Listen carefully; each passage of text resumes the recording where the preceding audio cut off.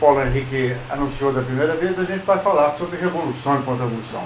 Mas a gente, para falar disso, a gente tem que contemplar um pouco a história de todo mundo e da criação. Por isso nós vamos falar sobre o plano de Deus da criação, porque aquilo que foge do plano de Deus da criação é uma parte da revolução, né? É a parte do mal. Então, desde o princípio, Deus, quando criou o mundo, ele tem um plano, é lógico. E essa é a primeira coisa que a gente vai falar. Perguntar se Deus tem um plano é uma coisa, né? Claro, ele fez o mundo, ele pensou alguma coisa e queria um objetivo, né? Pensar que não foi, né? Se Deus não tivesse um plano, a obra divina, ao invés de ser, como eu escrevi aqui, em vez de ser uma ordem divina, ia ser uma confusão. Coisa que é inadmissível em qualquer obra de Deus, né?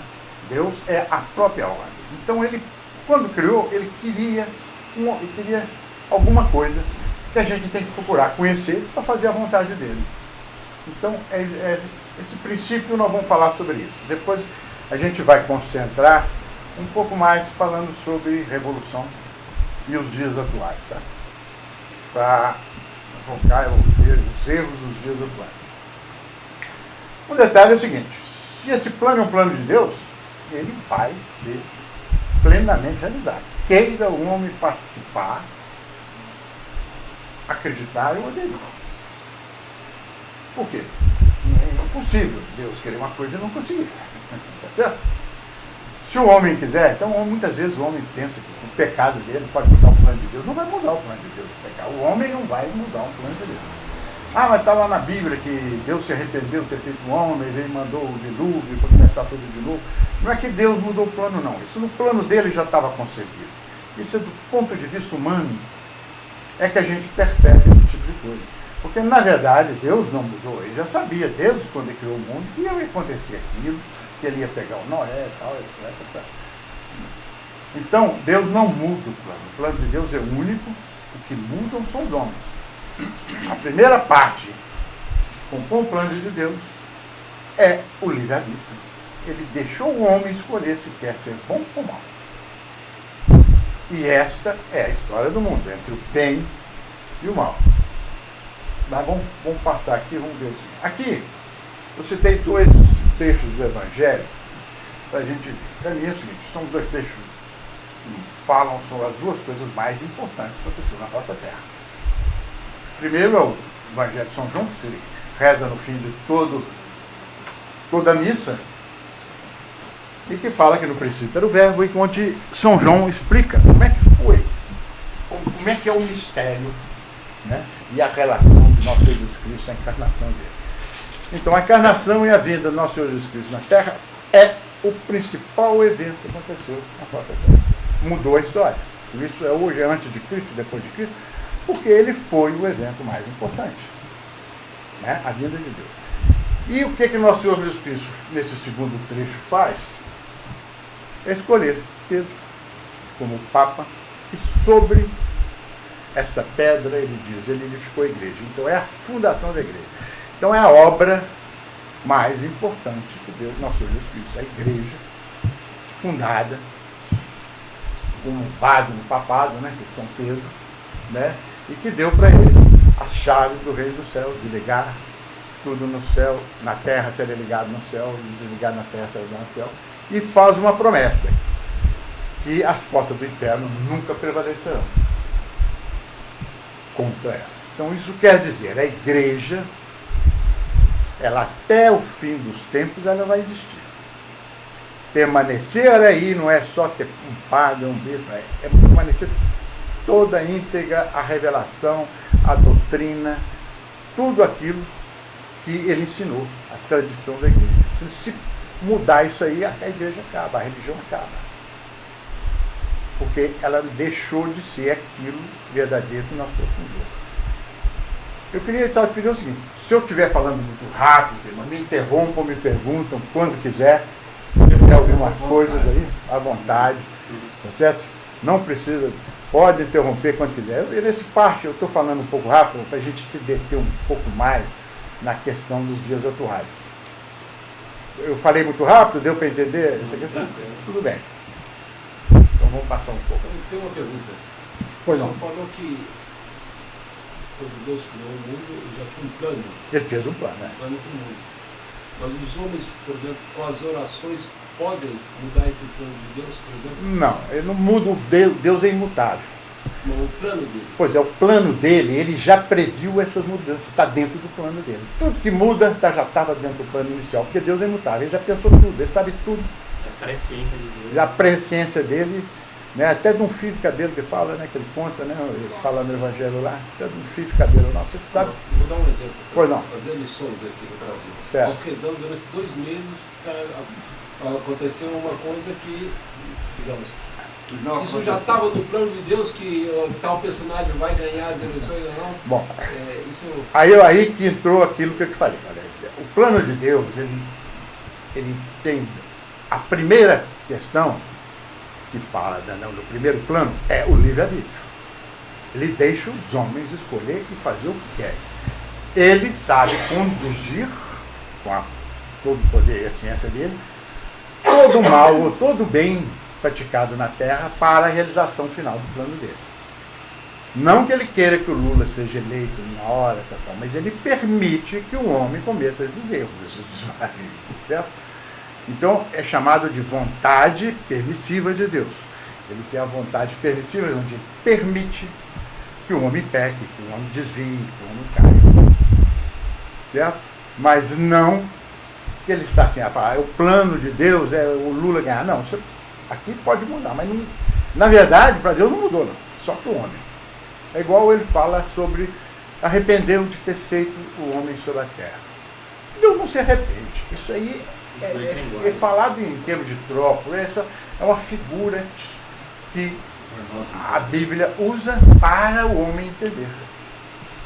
Porque Deus, na verdade, não se arrependeu de ter feito o homem. Né? Ele não muda de ideia, ele não se arrepende. Certo isso? Ficou claro? Para entender, tem que pensar que Deus está fora do tempo. Exatamente.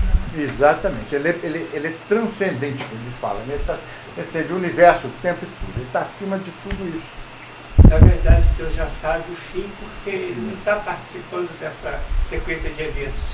No ato único de Deus, as coisas acontecem de uma só vez. Então a gente olha no tempo, mas Deus, as coisas foram, são e vão ser. No mesmo instante. Aquilo no quadro anterior, quando ele fala, inclusive, a ação de manter, entendeu? Os homens saídos das suas mãos, bem como de preservá-lo. Deus, se deixar de pensar um minutinho no mundo, ele some. Não, quer dizer, não existe tempo para Deus, né? Deus, o mundo, vem da vontade de Deus. Ele existe porque Deus o conserva pela vontade dele. Certo? Da mesma forma acontece isso no mundo. Bom, qual que é o ponto central desse plano? Nós falamos então, as duas coisas principais, foi a vinda do nosso Senhor Jesus Cristo e a fundação da igreja. Então, o plano de Deus tem necessariamente como ponto central a figura do nosso Senhor Jesus Cristo, que é o Deus que veio na Terra. Né? Todo o Antigo Testamento é considerado uma preparação para a vinda de nosso Senhor Jesus Cristo. E tudo depois é uma consequência da vinda do nosso Senhor Jesus Cristo. Tudo foi feito, está lá no primeiro evangelho, lá, se a gente quiser ler de novo. Tudo foi feito por Ele, para Ele, por Ele. Então, nosso Senhor Jesus Cristo é o centro de tudo. Então, o plano de Deus é... Então, o que era a religião antiga, antes da vida do nosso Senhor Jesus Cristo? Era uma religião que cultuava a espera do Messias. Todo o rito anterior, os sacrifícios aos animais, cordeiros, etc., eram prefigura do sacrifício do verdadeiro, que é o único que redime os pecados, que é a morte do nosso Senhor Jesus Cristo. E depois, o único culto verdadeiro é em função do sacrifício do nosso Senhor Jesus Cristo. Se há alguma mudança em algum culto que não cultua na verdadeiramente o sacrifício, ele está saindo fora e está perdendo. Esse é um grande problema entre missa tradicional, missa nova, né? Que a missa nova está tentando desviar essa ideia de sacrifício. Hoje nem fala missa mais, missa é sinônimo de sacrifício. Eles dizem celebração da Eucaristia, para camuflar. Ainda é o sacrifício, porque você tem o ofertório, tem a comunhão, né? Tem a consagração, a comunhão. Mas eles, de certa forma, a Missa Nova tenta desviar ceia. essa ideia, né? Ceia. Santa Ceia. A ceia, aquela coisa, a ágape. Então eles tentam desviar essa atenção. Mas o único culto verdadeiro, porque é bem, tanto antes como depois da vida do nosso Senhor Jesus Cristo, é em função do nosso Senhor Jesus Cristo. Desde Adão até o último dia do juízo final.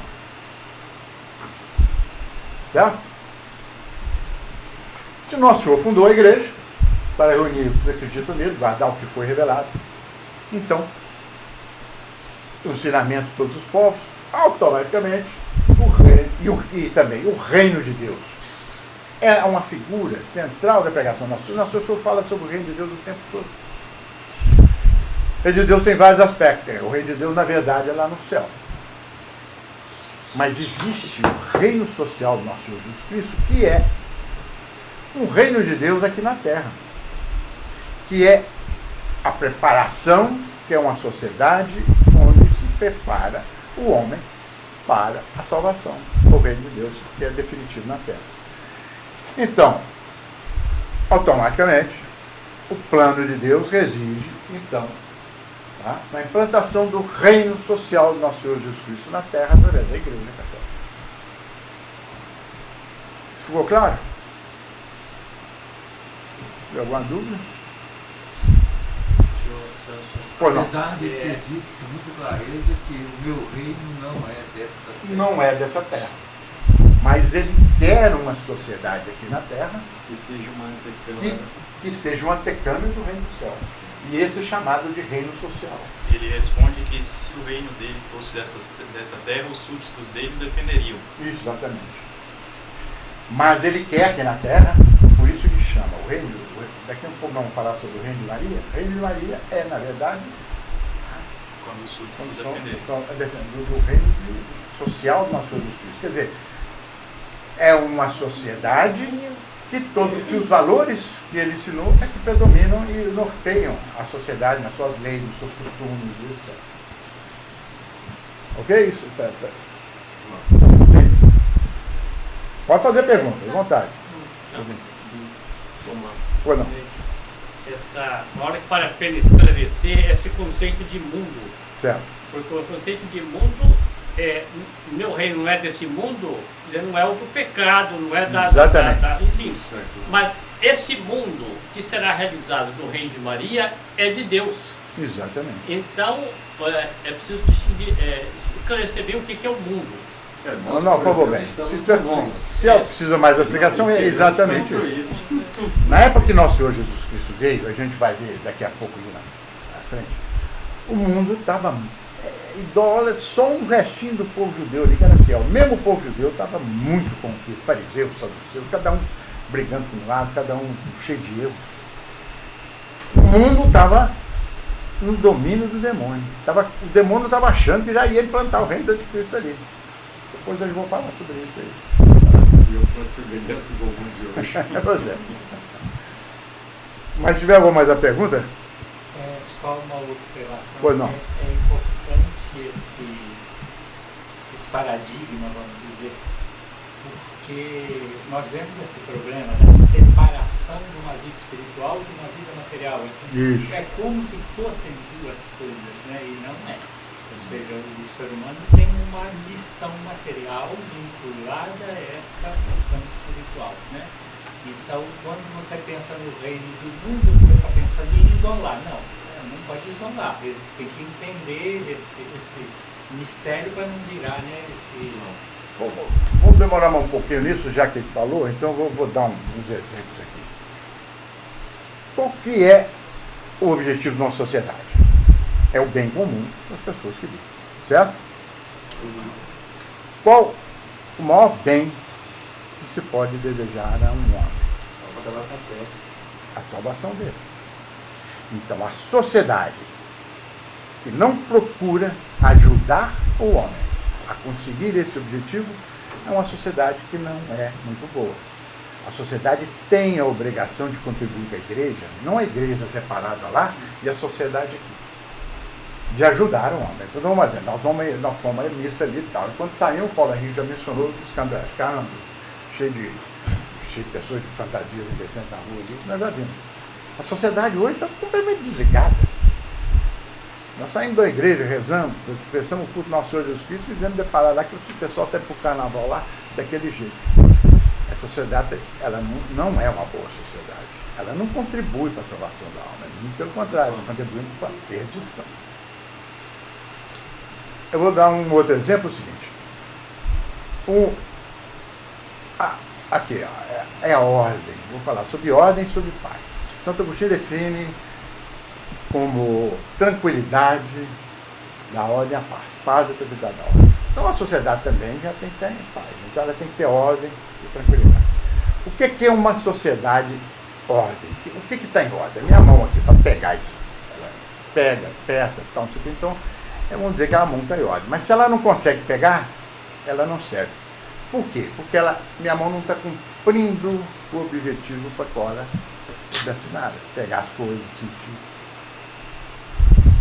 Certo?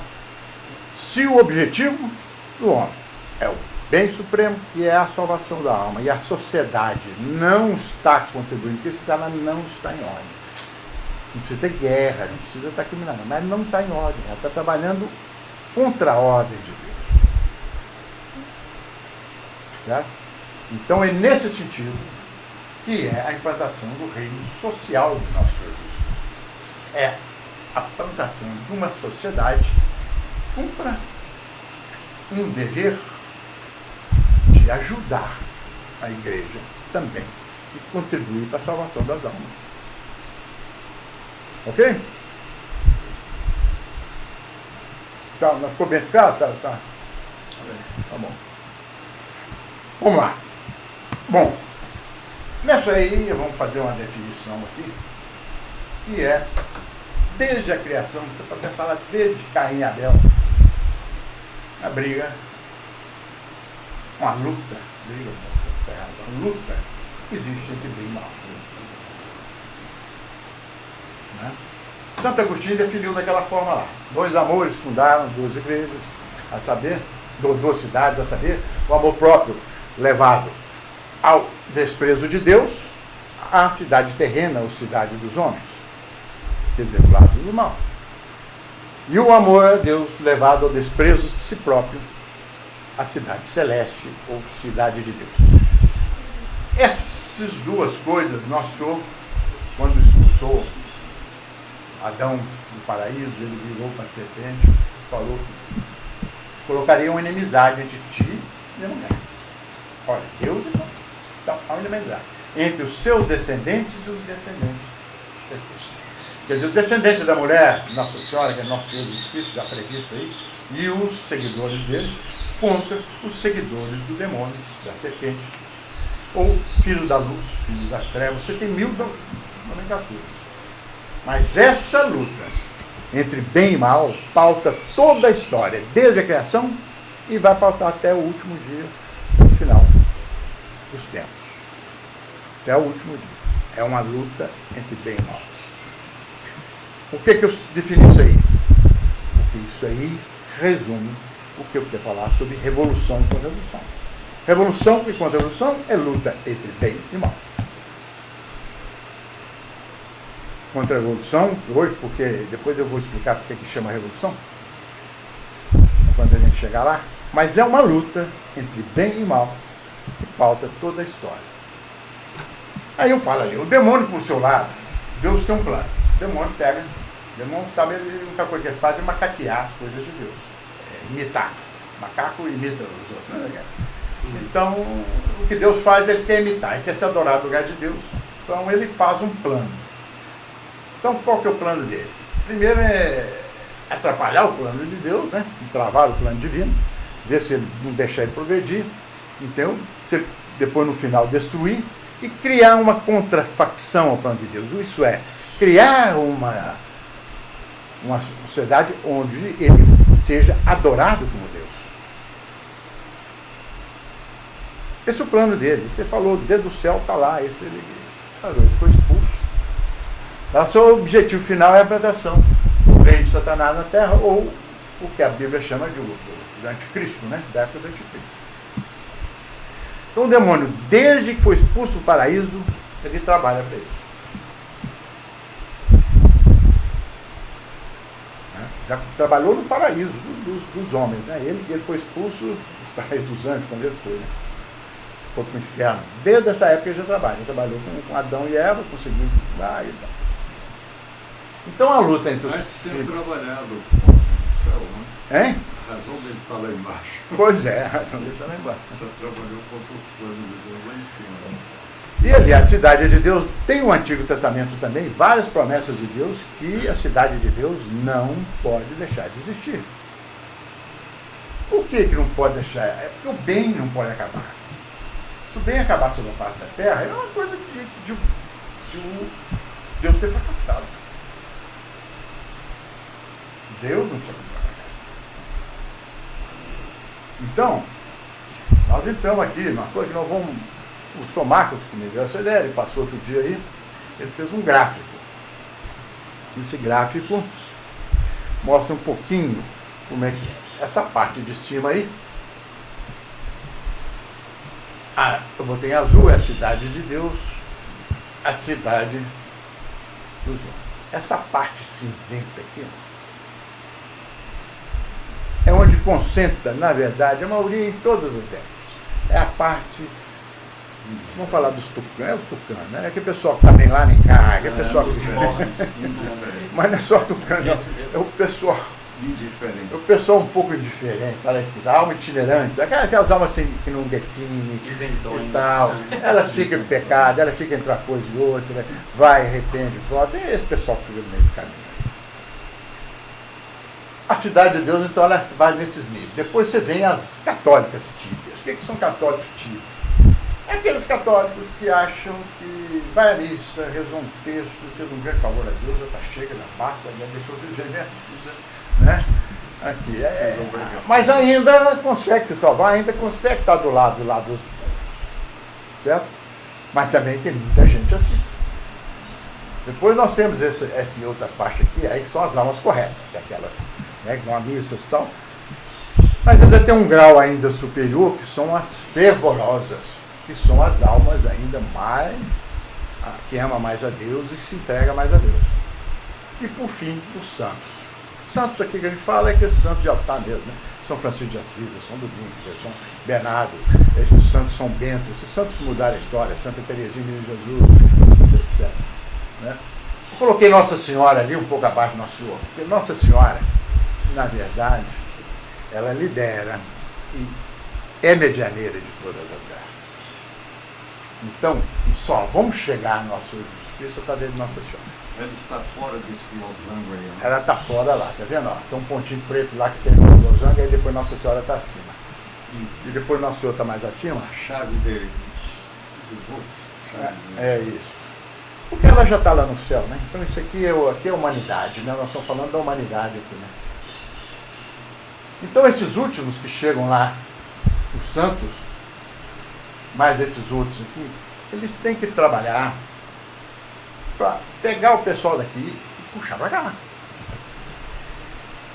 Esse é o trabalho da luta dos bons. Aqueles que são bons têm que puxar esse pessoal, ajudar esse pessoal a sair daqui e subir nessa escala. Mesmo santo, ele tem que fazer... Mesmo santo, cada vez tem que subir mais. A pessoa na Terra nunca está perfeita, ela tem sempre como aperfeiçoar. Sempre como se aperfeiçoar. Então esses aqui são as pessoas que estão lutando para trazer esses aqui para cima. Em contrapartida, a cidade do demônio fica lutando para pegar esse aqui e trazer para cá. Então você tem um primeiro aqui, que as almas de pecado mortal crônico, essas já não são da cidade de Deus.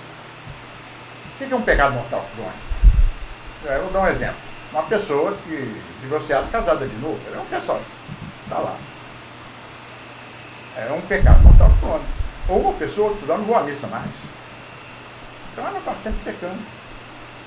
Não mais cumpre as coisas. Deixei de ser católico mais. É outro pecado.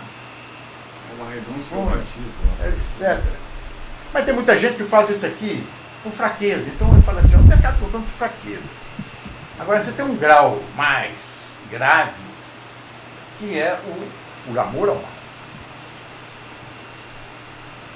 Eu citei aqui uma frase do Evangelho embaixo, que Nosso Senhor fala no Evangelho de São João. Obcecou-lhe os olhos, endureceu-lhe o coração, para que não vejam com os olhos, não entendam com o coração, e nem se convertam. Aqui tinha que ter um nem, mas é assim, se convertam e eu os salve. Quer dizer, olha a dureza que Nosso Senhor está falando, que endurece o coração das pessoas para não salvá-los. Mas Deus vai escolher alguém para fazer isso? Não. Aí ele explica na frente. Porque amaram mais a glória dos homens que a glória de Deus. Então, a diferença entre esses dois graus aqui. Ficar por fraqueza. A pessoa, não sei o que, tem um pecado, uma tentação, come muito, bebe muito, pronto, cometeu um pecado. Mas aí vai lá, confessa. Então, tem vontade de pegar um negócio que não é dele, passa, rouba, ou um pecado contra a castidade. Cai. Fraqueza. Agora, existe uns pecados que são conscientes. Vou dar um exemplo, exatamente, por exemplo, uma pessoa divorciada. Ela tem a tentação de viver de novo. Sou muito novo, mas começa, sou muito novo. Eu tenho direito de ser feliz. Muita gente ouve, né? Eu tenho direito de ser feliz. Quando eu tenho a vida toda pela frente, eu preciso de divórcio. Por que eu vou ficar condenado a ficar sozinho, infeliz? Eles não falam assim, né? Isso é algo que é consciente. E o que ele está dizendo, em outras palavras? Oh, Deus, eu não aceito esse preceito seu, eu não posso casar de novo. Não aceito isso, não. E o que ele está fazendo? Está procurando a própria glória. Amando a glória dele, mais que a de Deus. Não aceitando o que Deus colocou como norma. Então ele comete uma afronta a Deus, uma desobediência. Vamos sentar, pode entrar. Senta aí tem, que tem, vontade. Tudo bem? Então, ele não faz aquilo ali por tentação, ele faz aquilo ali porque ele não aceita o que Deus fala. Então, essa pessoa, ela não está mais na cidade de Deus. Ela nem é itinerante, ela já está aqui, ela é uma fervorosa do mal, porque ela procura. Agora, esqueceu Deus? Não, está errado, eu sou Deus. Mas não, isso eu quero ser feliz aqui na terra, não vem com esse negócio que me incomoda aqui não, tocar na minha vida. Outro pecado aí, muito grave, e que nós todos assinamos, tentando, rezando contra ele, é o amor. Nenhuma mulher faz um aborto por tentação. Não tem, é uma tentação. A pessoa, ela tem que enfrentar 1001 coisas, como violação contra a natureza, um colosso de coisa para fazer um aborto. Ninguém aqui consegue me dar um motivo que não seja egoístico com a pessoa fazer um aborto.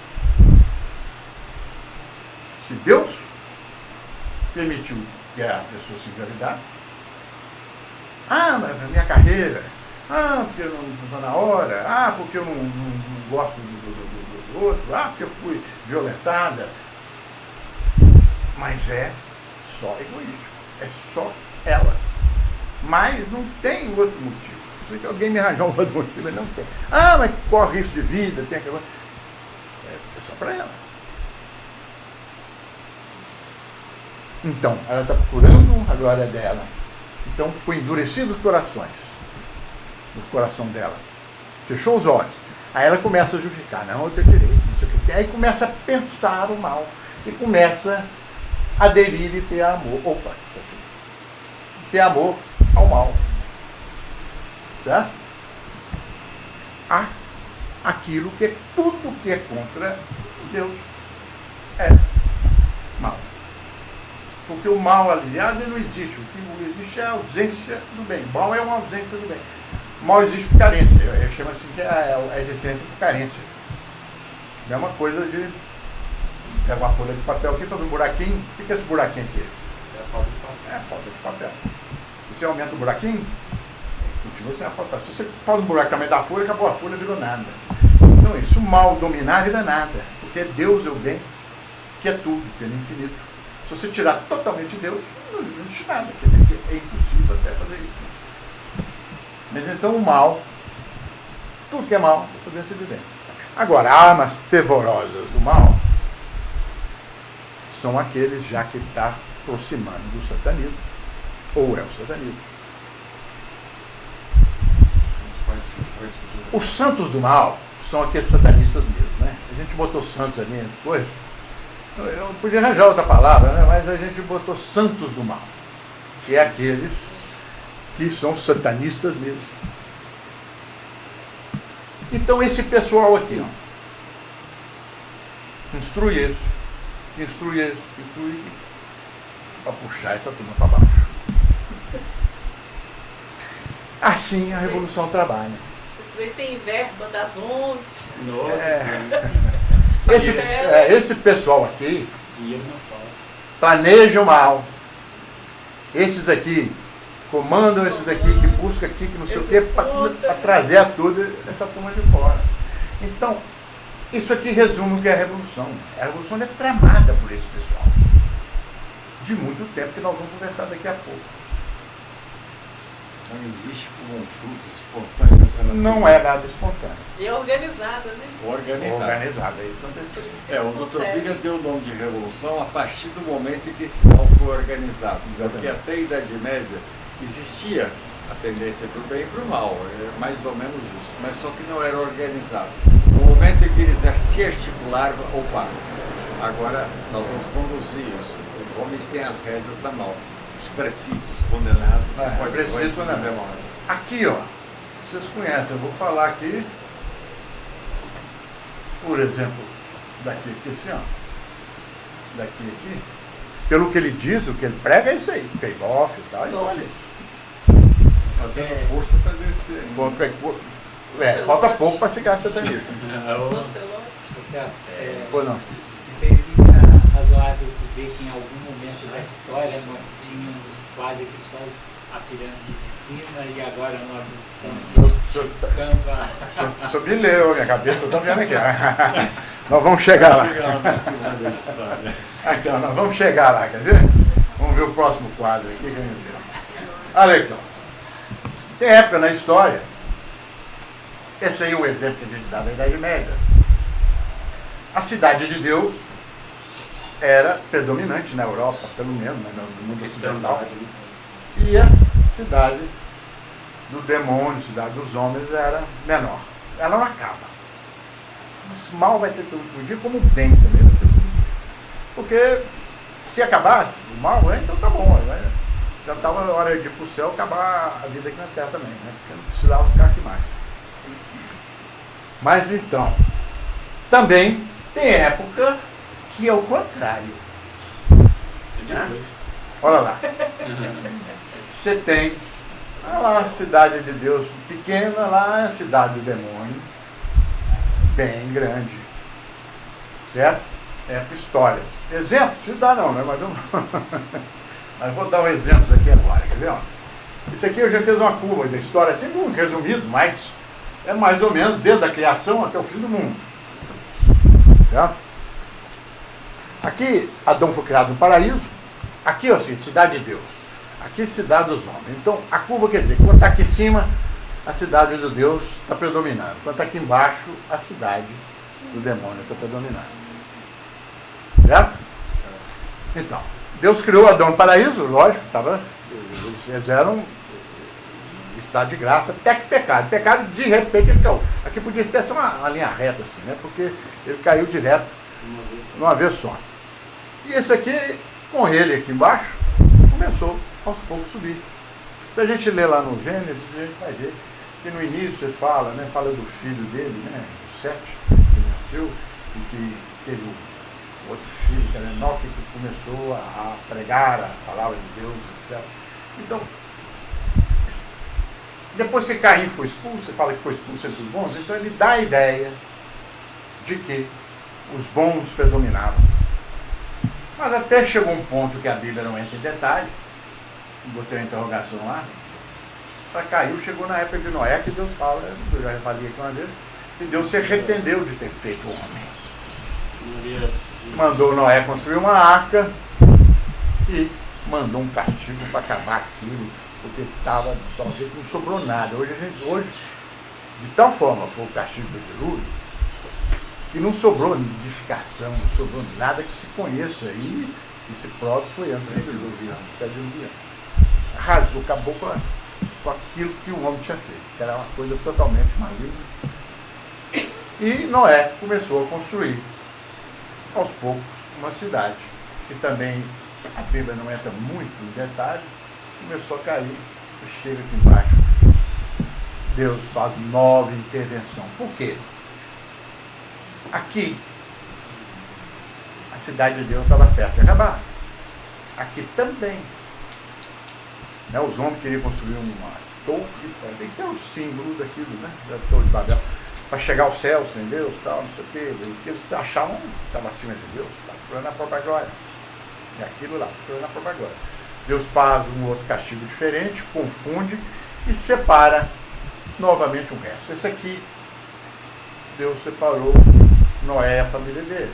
Aqui, ele separou uma família que começa com Éber, que lá na Bíblia fala que na época dele, a terra foi dividida, então foi na terra, de onde uma família preservada até Abraão. Passa por Tareca, o pai de Abraão, chega Abraão, e com Abraão ele faz as promessas do povo eleito. Então isso aqui é uma intervenção de Deus. Por que Deus interveio aqui? Porque ele não deixa o mal dominar. Então vamos falar isso aqui um pouco lá na frente. Aí começa a subir, tal, começou aqui de Abraão a Moisés, foi o cativeiro do Egito, sofrimento do povo judeu, depois Moisés o libertou. Chega Davi e Salomão foi o auge de Israel. Aí começou a cair. Logo depois de Salomão, o reino se dividiu entre os filhos de Salomão, briga entre eles, logo depois os babilônios levam uma parte para o cativeiro, depois levam a outra, e o povo judeu foi caindo, até que chegou a época de nosso Senhor Jesus Cristo, onde existia um punhadinho de bom ali em torno de Nossa Senhora, né? Santana, São Joaquim, etc., e São José, e a maioria do povo judeu estava corrompida. Mas essa agora não foi castigo. Nosso Senhor veio, ele que sofreu pela humanidade. Nas outras, a humanidade sofreu para pagar os pecados. Mas nessa, Nosso Senhor sofreu. E com o sofrimento dele, e a paixão dele, e o regime de graças, a sociedade começou a se elevar o reino social do nosso Jesus Cristo. Certo? Aqui, porque a sociedade começou a viver de acordo com o que foi ensinado por nosso Senhor Jesus Cristo, pelos valores cristãos, pela igreja que ditava o que é certo e errado, não o ministro da certa. É a igreja que fala o que é certo e o que é errado, é o Deus que revelou, então a igreja que tem a autoridade para dizer se isso é bom ou se é mal, se está de acordo com o princípio de Deus ou não. Até que chegou um momento, que o Paulo Henrique já adiantou ali e falou, a partir daqui começou uma queda, com o Renascimento e a Revolução Protestante. E nós vamos começar a falar, mas deixa eu só mostrar a curva aqui, depois a gente fala sobre cada uma delas. E é uma queda que nós vivemos até o dia de hoje. Estamos aqui eu coloquei o Vaticano II. Então você tem Renascimento, Revolução Francesa, Revolução Comunista. A Revolução Francesa devia estar mais abaixo aqui, a Revolução Comunista ela é mais perto, demorou mais tempo do Renascimento da Revolução Francesa do que a Revolução Francesa, mais 200 anos. Aqui, logo depois, veio um Concílio Vaticano II, que é muito importante. Então nós estamos nessa descida. É lógico que isso aí não é uma queda reta vertiginosa. Se a gente fosse fazer um gráfico real, ele é preciso ser com serrote assim, né? Queda baixa, queda baixa, queda baixa. E vem o cara, tá? Na Idade Média também teve vários, por exemplo, teve um período lá que era chamado Século Obscuro, que foram 100 anos mais ou menos, que ali entre 900, depois da queda do Império Carolíngio, ali de 900 e pouco até 1150, até praticamente São Gregório VII. Esse período foi muito negro para a igreja, esses papas péssimos, etc. E foi uma queda. Depois São Gregório VII conseguiu reerguer a Francisco de Assis. Exatamente. Ali também no século XX teve Santo Décimo. Teve, no Nono. século XX teve o nome. Principalmente aqui depois da Revolução Francesa, houve uma reação. Tá? Mas depois, a gente vê o seguinte, depois da Revolução Protestante, ou o Renascimento, teve a primeira reação que foi o Concílio de Trento. Ele deu uma parada naquela apostasia do protestantismo, tal, mas assim, os costumes continuaram caindo. Porque o pessoal já estava relaxado. Nós vamos falar isso mais um pouco na frente ali. E como assim, se fala assim, a Revolução contornou, assim, deu uma volta no Concílio de Trento e continuou. Tá? Mas realmente ele segurou bastante. Se não tivesse tido o Concílio de Trento, ele teria sido mais vertiginoso e mais rápido. Tá? E nós vamos falar então bastante agora desse período aqui. Certo? Nós estamos aqui. Eu hoje botei aqui embaixo da curva, não queria dizer que nós já estamos virando e que vai ser depois da manhã, não. Eu não sei, ninguém sabe a época, né? Mas é a que a gente acredita que está próximo do jeito que está, a gente acredita que está próximo. Mas não vou dizer que é 10 anos, 20 anos, 50 anos, não vou falar isso. Mas assim, historicamente está próximo. Essa virada, tá certo? Alguma dúvida aí sobre essa? Ok? Podemos subir? Pode seguir? Podemos. Então, mas ali eu fiz. Então, toda vez que a cidade de Deus estava em perigo ali embaixo, Noé, Torre de Babel, Nosso Senhor Jesus Cristo, houve uma intervenção divina. A principal dela, vinda do próprio Nosso Senhor Jesus Cristo, é a principal intervenção que pode haver. Ela não foi um castigo na humanidade, mas o Nosso Senhor Jesus Cristo veio e sofreu pela humanidade. Nas outras, foi castigo, né? Babel confundiu, tirou um pouco da capacidade dos homens. Se eles perderam a capacidade da língua, a linguagem é a expressão do pensamento. Se a pessoa perde uma parte da capacidade da linguagem, é porque perdeu uma coisa do pensamento. Então, um homem muito orgulhoso, se achando muito inteligente, não sei o quê, Deus falou assim, agora eu vou tirar um pouquinho da inteligência dele, desse idioma inteligente, não. Já veio Noé, já veio agora na época do dilúvio, já veio agora na terra, então vamos. Então amoleceu um pouco a cabeça deles. Foi diferente, mas é um castigo. Houve uma queda na humanidade em relação a isso. Em todas essas épocas, Deus suscita, porque ele faz as obras dele aqui e usa os homens. Então usou Noé. Primeiro usou Adão, depois usou Noé. Depois usou Abraão, Moisés, Davi, etc. Em toda a história ele usa. Mesmo do povo de Deus, da decadência do povo de Deus, você tinha os profetas. O que são profetas? Profetas não são pessoas só que prediziam o futuro. Um dos antigos testamentos, o Antigo Testamento, eles faziam profecia porque a religião se baseava na vinda do Messias. Eles tinham que incentivar ainda a fé que o Messias vinha, então eles tinham que fazer profecias da vinda do Messias. E tem uma segunda razão, que quando viesse o Jesus Cristo não tivesse dúvida de quem era o Messias. Mas não marcavam data. Cumprir, mas não marcava data. Não, Daniel fez o profeta Daniel fez uma profecia que é chamada das 70 semanas. E onde ele acerta por uma ou duas semanas ali, que eles falam que errou, mas que alguém fala que pelas orações de Nossa Senhora Deus antecipou. Mas assim, acertou mais ou menos a época. Ali eles estavam esperando, mais ou menos naquela época, a vinda do Nosso Senhor. Mas não acerta assim o dia, ano, onde e tal, né? Tanto que na época do Nosso Senhor Jesus Cristo existia um povo lá dentro, uma facção dentro dos judeus chamada Essênios. Os essênios eram aqueles que mais preservavam a ortodoxia da religião, pregada por Moisés e os profetas. Mas eles se retiraram para o deserto, viveram lá no deserto, e achavam que o Messias vinha entre eles, porque eles eram os mais ortodoxos. Mas Nosso Senhor veio, não veio entre eles. Eles, não sei o que aconteceu, se perderam na história, ninguém mais sabe o que houve com eles. Podem existir alguns discípulos, apóstolos não, mas alguns discípulos entre os essênios pode ser que exista, mas eles ficaram esperando. Nos documentos de Corã, que acharam lá no Mar Morto, Biblioteca deles, né? biblioteca deles, não tem nenhuma menção sobre Nosso Jesus Cristo. Parece que eles não aceitaram. Se perderam na história.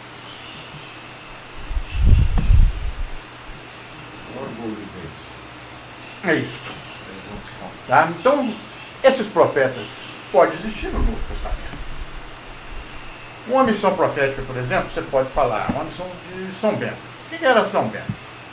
São Bento foi um homem que queria servir a Deus, recebeu um chamado, então tem que servir a Deus. Ele ficou sabendo que tinha São Romão, né? Acho que o outro que estava lá no São Romão, né? Estava lá em Subiaco, lá no Agudo, ele falou, vou ficar lá também. Se isolou lá, mas assim, Deus tinha um plano para ele diferente. Certo? Ali ele ficou uns anos, depois muita gente juntou para ele, resolveu fundar um convento, depois eles tentaram matar ele lá, ele saiu de lá, foi para Monte Cassino, fundou o primeiro convento, depois saiu. Se você for analisar a história da Europa, a história da Europa é a história dos conventos beneditinos que cumprem da Europa desse princípio do século, que converteu os bárbaros, porque o mundo naquela época estava na mão dos bárbaros, pagãos, bárbaros mesmo, não é coisa horrorosa. Então o Império Romano tinha caído, estava uma bagunça. Quem que preservou e segurou a Europa?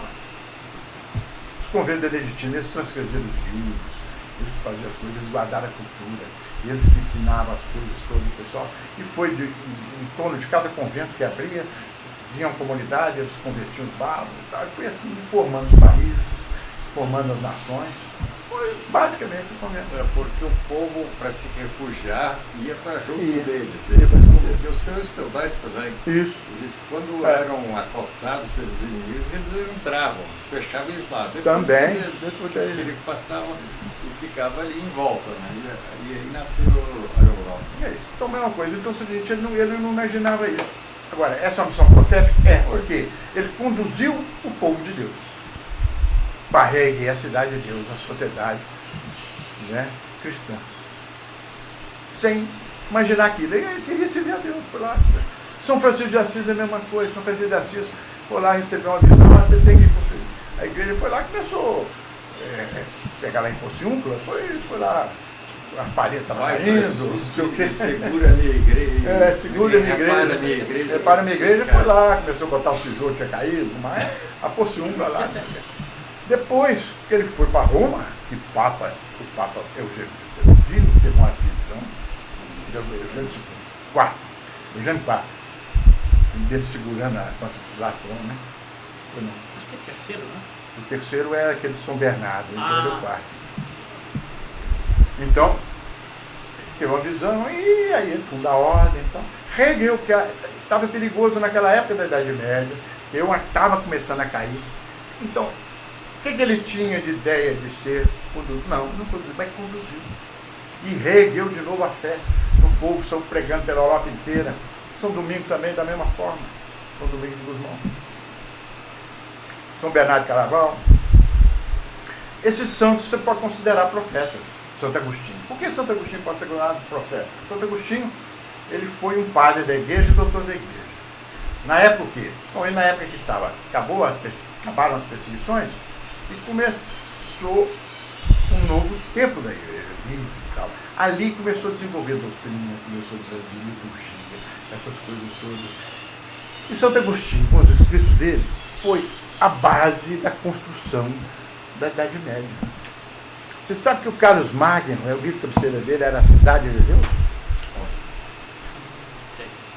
Ele não era bom de leitura, não. Ele botava o Alcuino ler todo o almoço dele, botava o Alcuino lendo A Cidade de Deus para ele. É bom gosto. Durante o almoço. Ele podia O almoço fazer isso, ou jantar, não sei, durante a refeição dele, o Alcuino ficava lendo lá. São Aquino, né? Hoje ele é santo, foi canonizado. Então, Deus sempre intervém quando a cidade, eu falei lá, quando a cidade de Deus está em perigo, por quê? Porque Deus não vai deixar o bem acabar. E, nesses casos, Deus separa um resto. É a teoria do resto. Esses restos, um resto, que vai construir. Pode ver que sempre ali, né, na Torre de Babel, de Noé, pouquinha gente, na época do nosso Senhor Jesus Cristo, pouquinha gente. Não estou dizendo que agora vai ser pouquinha gente assim, não, mas é um resto. A gente chega lá. Ô Celso, Pois não. eu vou explicar um pouquinho aquele resto depois. Tem gente que é o resto do mundo. Não. Resto, esse resto. Aliás, esse nome vem de Isaías, né? Isso. Resíduo reverteto, que ele fala, o resto Filho, né? voltará e dele nascerá uma grande nação. Era nosso Senhor Jesus Cristo. O resto, né? O resto concendo. De Adão, depois daquela. Não, sobrou um resto em Noé, também depois sobrou um resto em Abraão, depois sobrou um resto. São restos concentros do nosso Senhor Jesus Cristo, da onde brotará. Eu não lembro mais a frase dele, não, mas onde vai vigorar uma civilização boa. Então, restos é isso aí, mas não tem que dizer resto, não presta, não é um restinho. Não. Resto é que são poucas pessoas que restaram que ainda são fiéis a Deus. É um resto com letra maiúscula. É o resto letra maiúscula. Já está Exatamente. escrito com letra maiúscula. Pois não.